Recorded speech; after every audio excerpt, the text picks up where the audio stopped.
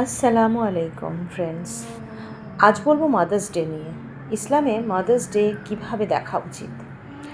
আজ হচ্ছে mother's day. এ নিয়ে অনেকেই জানতে চায় যে ইসলামের জায়গা আছে কি নেই। আসলে বিষয়টা খুব সহজ। ইসলামে মাকে ভালোবাসা এটা কোনো একদিনের ব্যাপার নয়।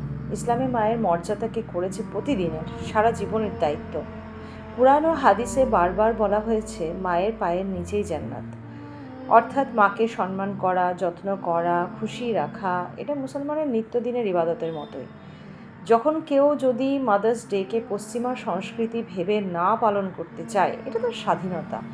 আবার কেউ যদি এই দিনটাকে সুযোগ হিসেবে নিয়ে মায়ের প্রতি কৃতজ্ঞতা প্রকাশ করে, তবে শর্ত হলো এটিকে ধর্মীয় উৎসব মনে না করে, তাহলে এটাও কোনো নিষিদ্ধ কাজ নয়।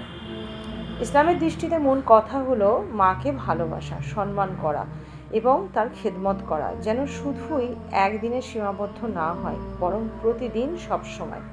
মাদার্স ডে এসে শুধু আমাদের মনে করিয়ে দেয় যে ভালোবাসাটা আমরা প্রতিদিনই দিই, সেটাই যেন আরও একটু বেশি করে দিই।